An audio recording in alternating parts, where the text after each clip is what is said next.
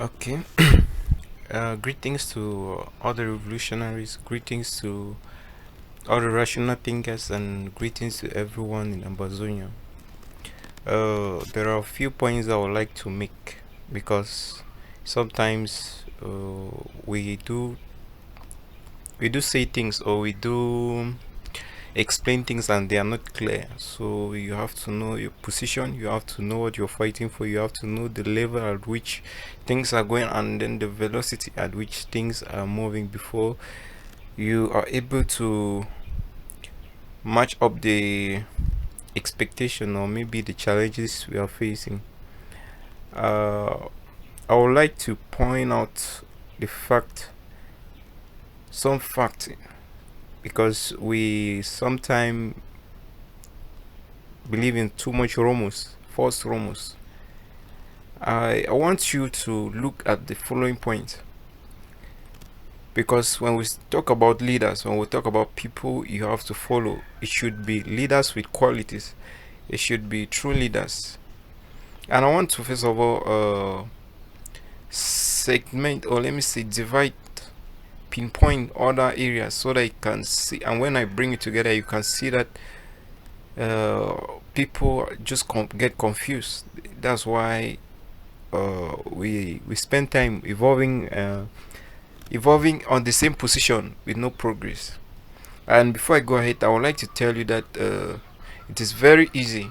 It is very easy for us to gain this, or let me say, to win this revolution within a very short period of time. But it's just that our people, let me say, the people in the holding this revolution behind are those people with who call themselves leaders, and in reality, they are not real leaders. Okay, the first point here being the aspect of federalism, or let me say the federal people, the federal set of mind of people. You have the Cardinal Tumi and the okay. Let me not just say Cardinal Tumi because he's playing a religious role and he taking sides may not be a good decision, or let me say for his career. Let me be very particular about people like Agbobala, Fontaine Neba, and all the rest, Nijon Frundi. Those guys, they are confusionists. They are not. They don't know what they want. In fact, uh, they, they they they feel that all that counts it's all that counts, or all that matter is their position. They don't think about others, and that is very dangerous. When we talk about federation, I just want to look at issues. If I just want to compare issues here so that you can see that federation is not a solution. Federation is not a problem, or let me say, it has never been a, a concern to this PS regime. When you say you want federation, and looking at the steps in which we managed to join these people, we left from Nigeria and we're joining them through uh, unification. No, it's not unification. It's through federation, and then now to unity. They will have, before putting this election, they calculated everything and they thought that after election everything will cool down, and they still use it as a bargain because they say if candidates for it's a candidate who stood for elections were anglophone, that means that there should not be a federation ideology at all, because we feel that we we have the right and we are participating in the activities. You can't be crying for federation and still yet you're begging for pieces of bread and all the light from your oppressor. It does not make sense. And then secondly, I want to tell you that the question of federation has never been put forth. Okay, it has never been paid attention to. They only profit from the fact that the restoration is, or let me say, the ambazonia uh, revolutionaries, and then the never again generation, with their own ideology, with their own ways of thinking, with their own ways of putting things together, have decided that it is either by force or by peace, and that change must come. And I want to tell you that if the revolutionary lay down their arms, the chapter for crisis closes down. That's why I'm telling you that everybody, be it the federalists, be it the decentralizationalists, be it whatsoever, they are just opportunists. They are gaining let me say, they just gain opportunity from, or they just gain opportunity from the fact that the independent candidate, only say the independent revolutionary in, patriots are out there, and their quest is really, their quest is what is the most important, is what is taken into consideration, because without their quest there is no problem in Cameroon. Just take it like that. That's the simple fact. Without the ideology, and without the force, or let me say without the spirit of putting in place, which is the most feared ideology so ever, let me say, which is the most feared activity to be pronounced in La République du Cameroon.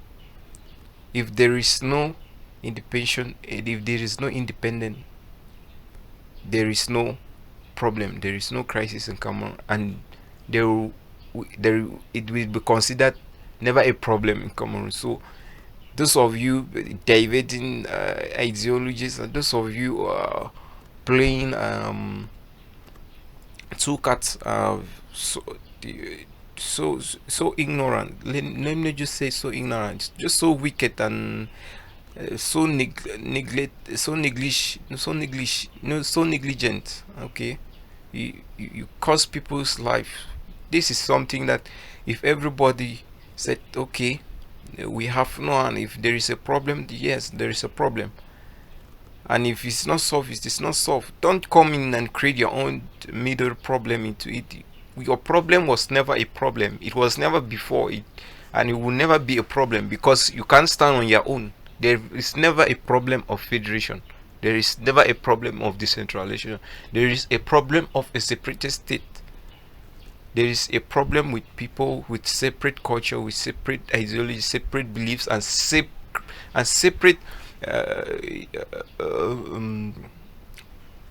separate future. They can't do without it, and they will never do without it.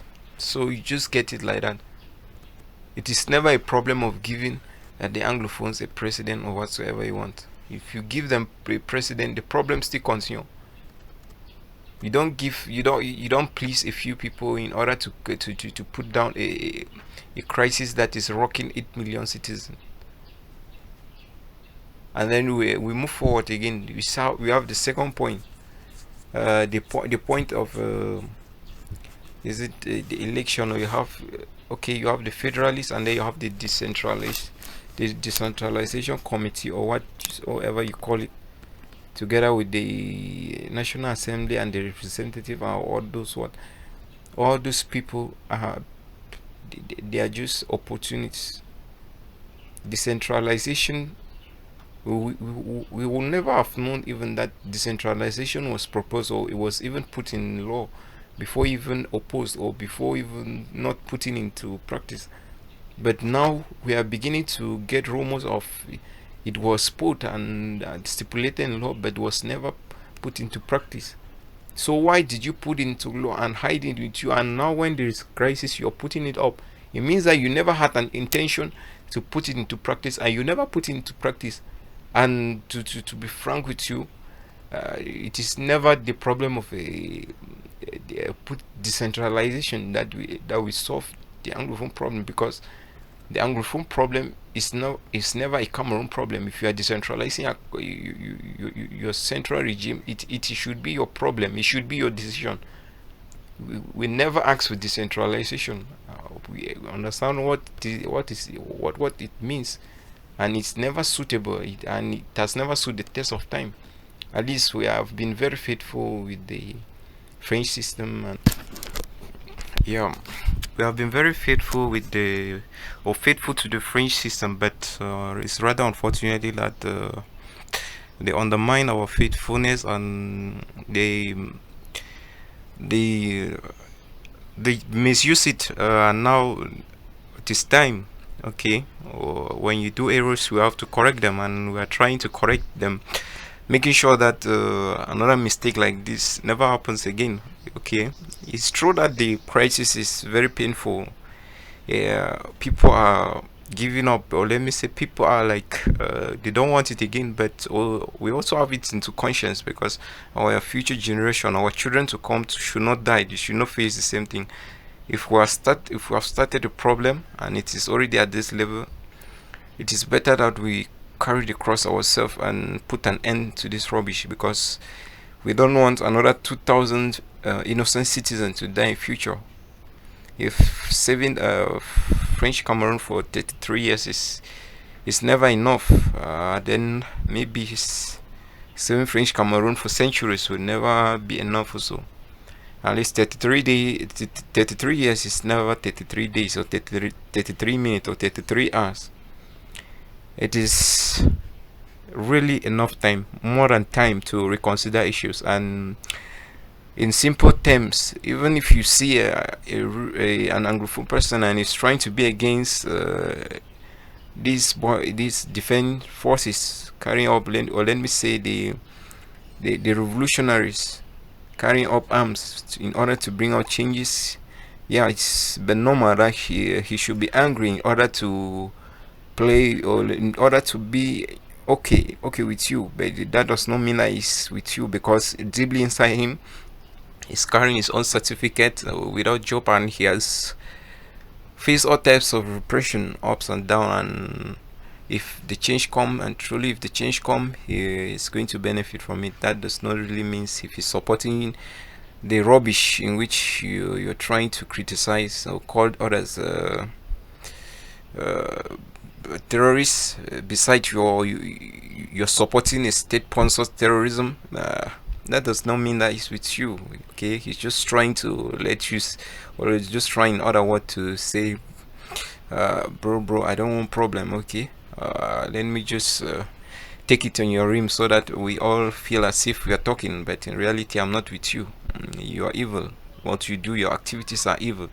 For once, you can never speak the truth, or you can never stand up for a real brother, and you have never thought what if it was you. You just come here to say things in order to let others, or in order to boost useless morals which will never benefit neither you even, or no, your future generation. You just think about yourself for the moment, and you don't even think about your tomorrow. Whether they are with you today and tomorrow they won't be with you. Okay, and we have the third point here.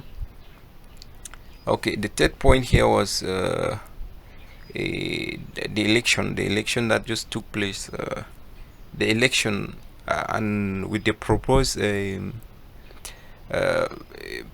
is it the prime minister, Diongote, or whatsoever they call the guy, peace mission. You call it peace mission, whereas you hold a peace plan, but with a helmet and bulletproof with you. So since when have we been going for peace meetings with armed races? I don't know whether he was going there to introduce the armed race peace or whatsoever, but just know that you can talk of peace, you can advertise whatsoever, it will never change our mentality. People have suffered, people have lost, and the price to pay back for these atrocities will never be federation, or will never be decentralization or whatsoever. The price is just an independent state, no less, no more. Whatsoever you do it on your own test. It doesn't concern us. It doesn't concern. You can send your prime minister there 550 times, so you can send it even 3 million times. You're wasting your time. You can create 30 billion commission. You can do whatsoever dialogue. You can call BS or thank BS 3 million times. Let me tell you something. That poor BS you people think is a president in the French Cameroon is He's like a mad person here in Ambazonia. And if you doubt, let him calm down himself and say, no, I'm a president, and I'm also ruling here, and we're going to put him right in his shoe. He's just a president there at Yaounde, where people can't not, they don't even know their left from their right, or they keep their fears in their back, and they think that being a president is being a god, a goddess, or god, a goddess. That rubbish only ends there at Yaounde. Here, all human beings are the same, and there is nothing like the president. The bullshit president should not be that the state sponsored terrorism president. That is pure terrorism. And when this history will end, or let me say when this case will end, even his children will not go free, or let me say his relative. He should continue terrorizing others, and when the payback minute comes, with all those useless fiscal living soldiers he's sending here to come and terrorize peaceful people, we'll all pay you people back. We'll all pay you people in your cash. We'll pay you people with your own money, idiot.